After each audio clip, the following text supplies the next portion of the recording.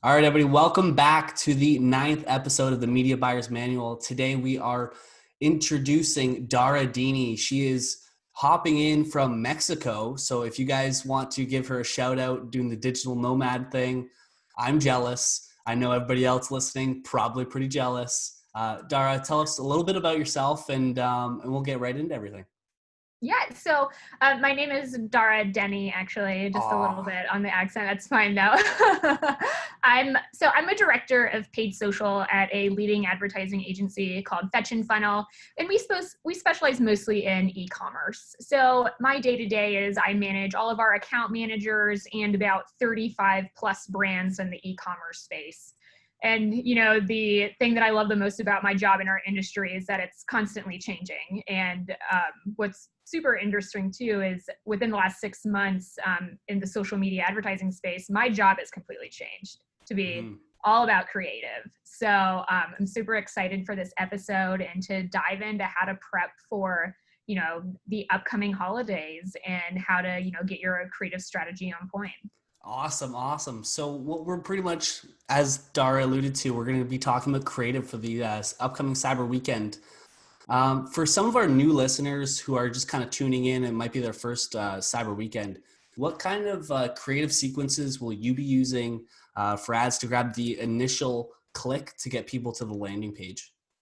Yeah, so I mean, really, the overall strategy is trying to use as much video as possible to stop the scroll and get that attention. The mistake I see every single year is that brands will go into Canva, create a Canva graphic, and come Black Friday, Cyber Monday, your feed is just a sea of 25% off discounts, and Yeah. you don't even really know what's going on. So a big part of our strategy is to add video as much as possible, which is going to really be a combination of, the more produced branded video, as well as adding in more UGC. And if that's not available, then really concentrating on slideshows. And then you can even use a Canva graphic, but adding a little bit of movement with the text is another strategy we really like to see. But it really is all about stopping the scroll, and video is definitely the best way to do that come holidays.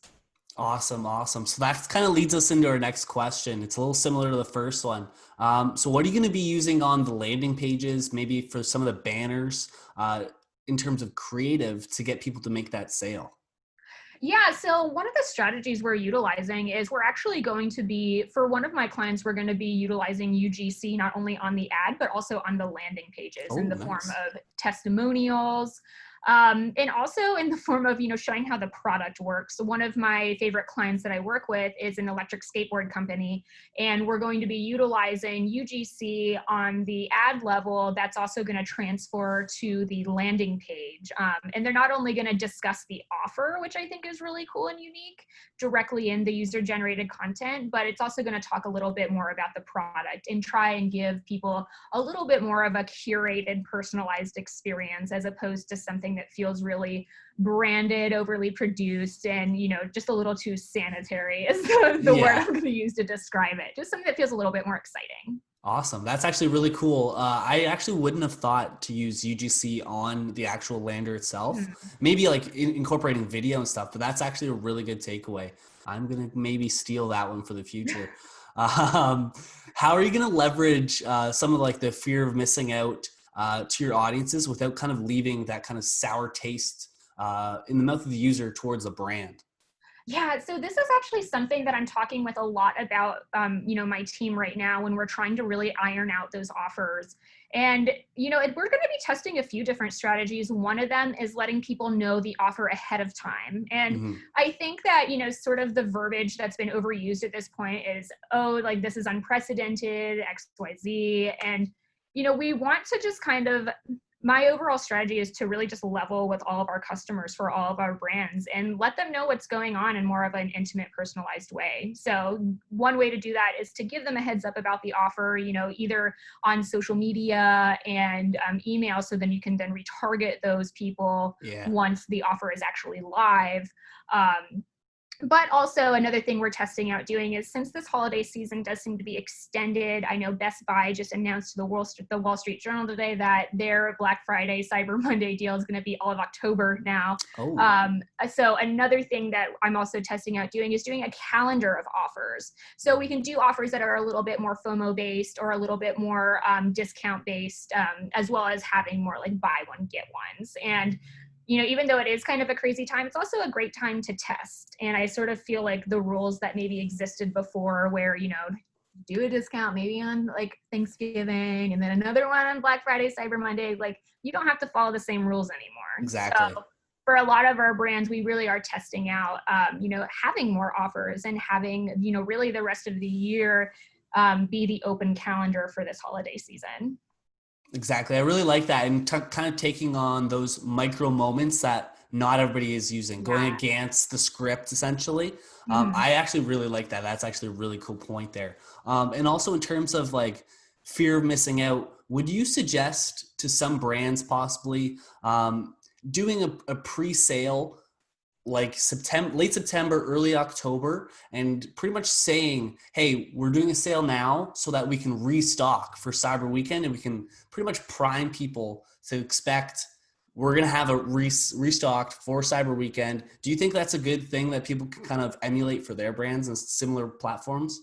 Absolutely. And I think, a big concern for brand owners specifically is, with USPS, and there's sort of problems with shipping in the US right now due to COVID and due to what's going on just politically with Mm-hmm. USPS. I think that it's a really strong move to not only do like a pre-offer, but also letting people know like ahead of time about what that shipping could look like. So if you did a pre-offer, Perfect. tying it with, shipping is going to be XYZ, but if you wait to Black Friday, Cyber Monday, like your shipping might take a little bit longer. Of course, we want it to get there by Christmas, but just with the uncertainty of the year, I feel like tying that kind of strategy with a shipping strategy would Yeah. be really strong. And also, again, with that idea of extending this holiday season, it will continue, I think, to have more people purchasing in those lower revenue months like October, right before the big Yeah, blowout. before everybody expects to get their Yeah. sales. That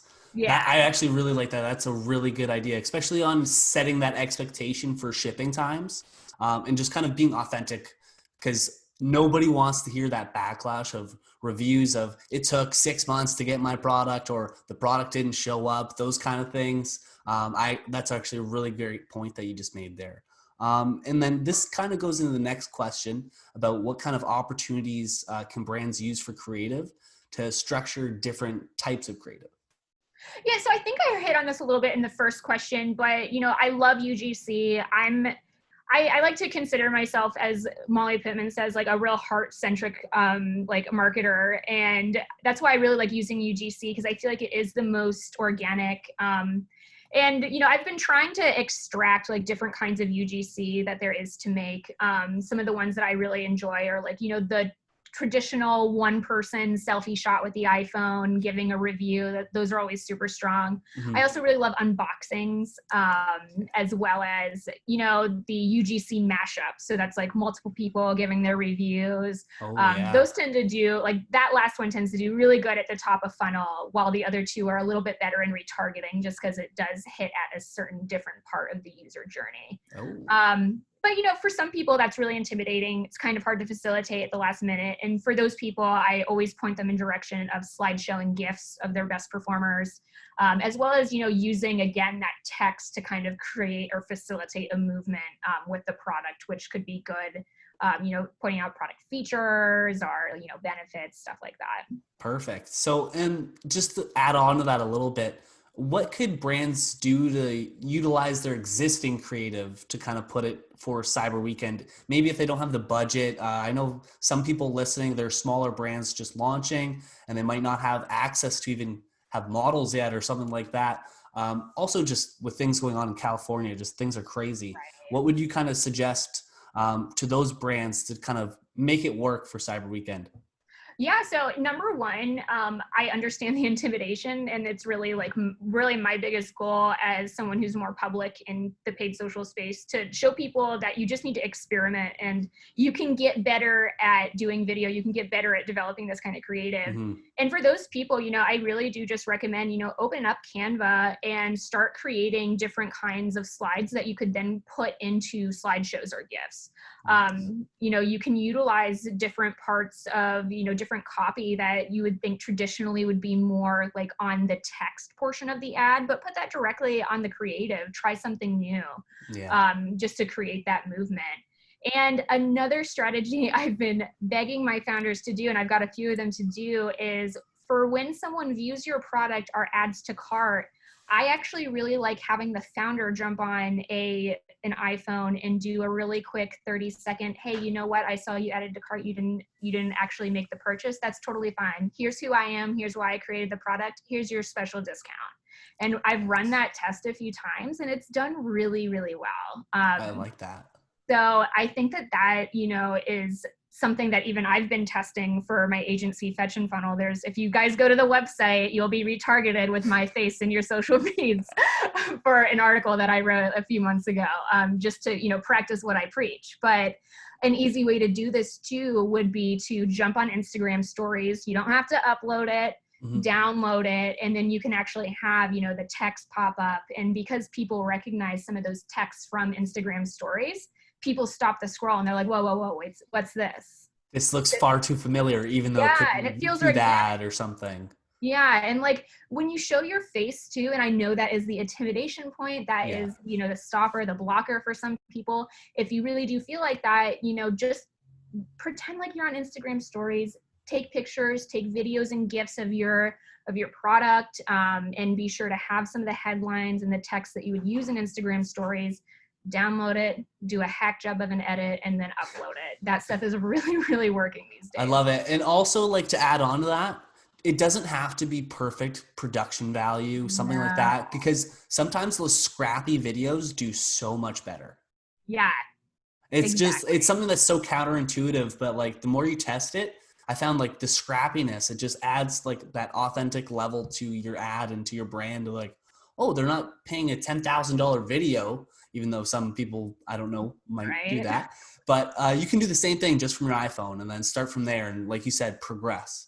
I really like that. And then in terms of something that you've touched on already, what's like the average kind of blend in terms of like a percentage split between still images and video? And of the video, how much of that is UGC compared to those branded production videos? Yeah, if it was like the ideal situation for me, I think I'd always have one still image, one branded video, and then two different kinds of UGC, right? One that would be the more traditional one-person selfie review, either in the form of a really quick, like, authentic review or an unboxing, as well as like a mashup, which I tend to find like really stops the scroll in the top of funnel on the feed, while the other two forms of UGC, like the unboxing or the personalized review, those tend to do really well for retargeting because people already have some like sense of the product, and those kind of things are the things they're already thinking about, like, what's it going to look like when I get out of the box, and what does like someone who's just like me actually think. One of the, for a few of our products, what we're actually testing is using, doing a test on both male and female, doing the personalized review and seeing what reacts better to that. And surprisingly, that's a test we're doing for the electric skateboard. And even though you would think it'd be like way more male dominated, we're getting way more click-throughs on the female version. So, it's like I encourage when people are trying to create their UGC and directing other people to create UGC, go a little, like, be experimental. It doesn't have to be perfect, exactly as you said. Just, be creative and look at it as a big experiment. Perfect. I like that. And I also like that you kind of, in an ideal world, still do use still images. A lot of times those can generate some cheap sales. It's not always going to get the whole portion of the budget, but that's my experience at least. But I really like that. And even though I poo-pooed the graphic with a discount, like I would test it. If it works, it works. especially in retargeting, if you have those like diehard fans that all that they need to do is see your logo and see a discount, then that's going to work fine. But for like cold prospecting, maybe just save it for retargeting. Yeah, no, I completely agree with that. So what are some ideas for brands to go about getting UGC videos, and what type of angles? You might have touched on them. Well, you pretty much have the selfie angle, the mashup. What would you go and suggest for people to get those and generate those? Yeah, so actually a big part of like what I'm trying to facilitate with our brands currently is setting up ambassador programs.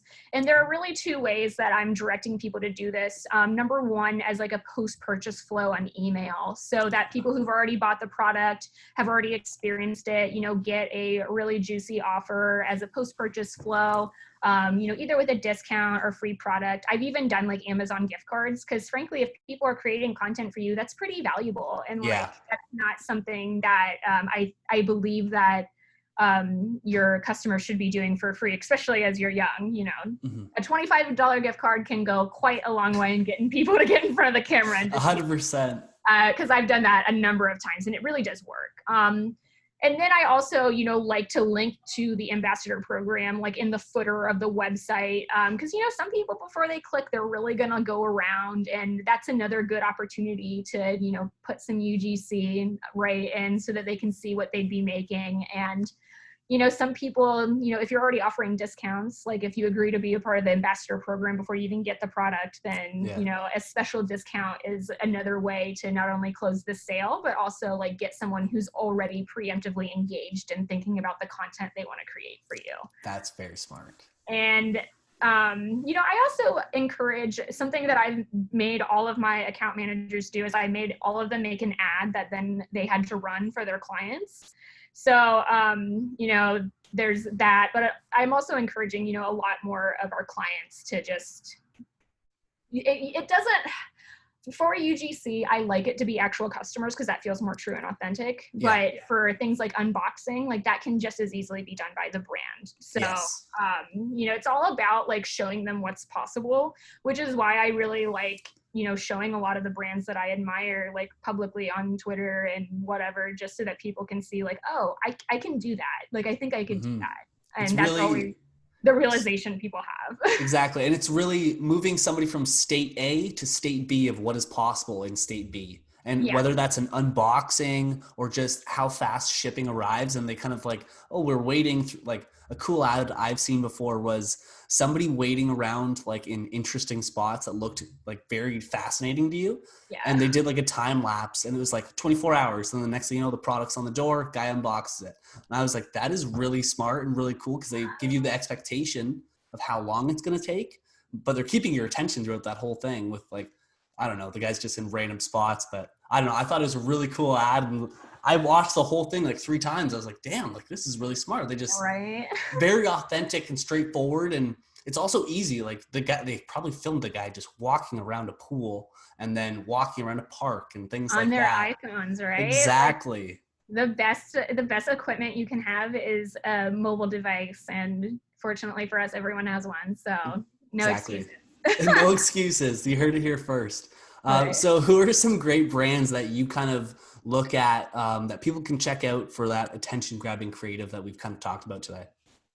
Yeah, so when I'm directing like people that have a little bit more creative resources, maybe they have access to a videographer or editor, I really like showing them brands like Lululemon and Athleta for mobile first video templates. Yes. These videos are not like shocking, and in many ways actually, because they're so overly produced, I think that you'll miss them on the feed. But the reason why I like sharing them is because they broke down their video templates into a way that's really easy for other brands to recreate. They're made for mobile. They have the logo within the first 5 seconds. They're a 9:16 ratio. They only last 15 seconds, and they have quick movement to stop the scroll, and they're made for sound off. So I feel like I like sharing those, not because the content is particularly moving, but because it's really easy to replicate for any other brand. And then as far as other brands where, I always stop the scroll and I always love, taking screenshots or, even screen recordings, are brands like Lalo and Mockingbird. Those are both D2C baby brands. Yeah. And they've both really nailed how to do video content that feels a little bit more engaging by, Lalo, they really like adding text and making the movement come from that text while pointing out different features of the brands. And Mockingbird is doing this really dope thing right now where they are actually simulating texting conversations with SMS as an overlay of some of their UGC content, which I think is super smart. And I really love to see that kind of movement, because I always love using text messages for like Instagram stories placements, because people see it and they immediately identify with it. And they're like, wait, that's like what I see when I'm texting. So I think that's like a really cool hack that they've done. And for UGC, my favorite brands to look at are things like Bali Body and Zala Hair Extensions. Those are both like two brands that are for women in the D2C beauty space. And honestly, I love it because they don't complicate it. They use TikToks. They use, selfie style reviews. For Bali Body, that's a self-tanning brand. And they literally just have these girls like show themselves like putting self-tanner on. And of course you're gonna stop because you're like, what is going on here? But when they do the mashup, and then when they overlay with an offer, or when they overlay with the features and like benefits, it really does like facilitate this experience where you're like,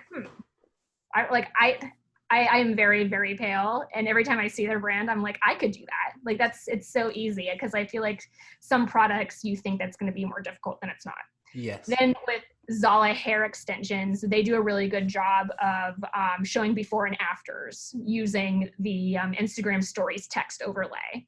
So I love seeing that kind of stuff, because number one, it's really easy to recreate, and it just shows you in a little bit more of an engaging way, like, like, why is Ariana Grande's hair so amazing? And it's like not necessarily because she has that much hair, it's because she has extensions, and being able to see that like kind of come to life in an ad is like, oh, when you can facilitate the moment with your client, that's like that breakthrough factor. That's the conversion point. I like that. You've just made me go, in my head like that. Okay. Right? That's very smart. I know, but that's the point. Like, also, like you said, simplicity sells. Like something very simple. It's very plug and play in terms of not exactly simple to create, but it's a structured scenario where you can just literally make creative every single time using this template.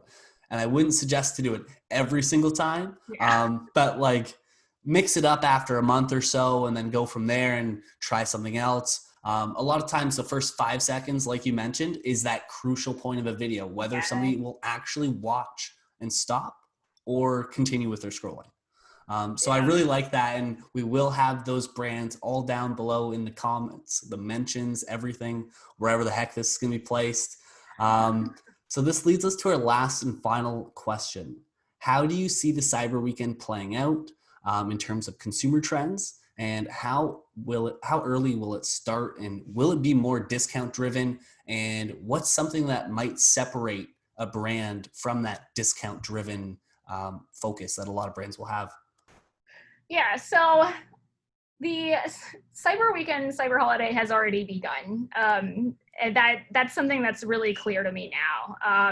I was actually on the call with one of our SMS vendors, and they were pretty much like, the holiday season started on Labor Day. And it's totally true, because now we're seeing a lot more brands either, preemptively getting ready for more of a broader holiday season, like Best Buy, who will be starting their season in October, and Walmart and Target and American Eagle have signed on for the same deal, signaling that it's going to be a much larger season. Mm-hmm. So, I think that the thing that people can really do is look at it as a longer season and figure out which discounts are going to be where, and how that can sort of tie into not only what's going on the calendar and what you see other brands doing, but also like what you see your customers doing. I think the number one place that we found success in with our brands in COVID-19 was talking to customers to where they currently are and staying up to date with current events and making sure that you're being sensitive and you're not being tone deaf. We were able to actually scale one of our luxury women's wear brands that sell things like $500 handbags and 4-inch heels during, the peak of COVID and lockdown in March and April. We scaled them by, 300%. And that was because we were talking to people where they were at. So yeah, in some ways I do see this season being like way more discount driven as opposed to offers driven. But I encourage, smaller brands to look at the different kinds of offers that they can give and also really consider their evergreen offers, which means, any kind of happiness guarantees they have, any kinds of shipping guarantees that they have, and, shipping offers to sort of intertwine with any objections that people would have from buying from you. Perfect. And, just put your best foot forward and do some creative that kind of scares you. And exactly. Just, you got to swing. Yeah. You got to really get out of the comfort zone. If you want those kind of expected results that are going to be far and beyond, you really need to test anything that you might think won't work. Some of the best ads I've had, I thought, oh, this is going to just shit the bed and have to restart tomorrow. And then next thing you know, you wake up after a nice night and you're like, holy shit, this thing just got a bunch of sales, feeling good. Next thing you know, you're duplicating in every ad set. But it's one of those things where it's just like test. You'll find what works. And I really like what you said of just kind of get into the messaging of the moment, feel the room, understand where people are at. And from there, you can kind of hit their messaging and their pain points a little bit better. Well, far better. So thank you so much for coming on. This has been a great episode, very informative, even for myself. I've had a bunch of those aha moments that we've talked about. So thank you so much. Let people know right now where they can find you, and that will wrap things up there. Yeah, so you can see a lot of my articles at fetchfunnel.com. That's the agency I currently work with. But I also have a YouTube channel that I try to update weekly. We'll see how much I can do it going into Black Friday, Cyber Monday. But I am going to be a lot more creative focused, I think, for the rest of the year, just because I see a really big need for that. And, teaching other brands how to create cheap but effective content is really a big passion of mine at the moment. So awesome. You can follow me there. Awesome. Thank you so much, Dara. Thank you. It was great. It was great meeting you. Yeah, it's great meeting you.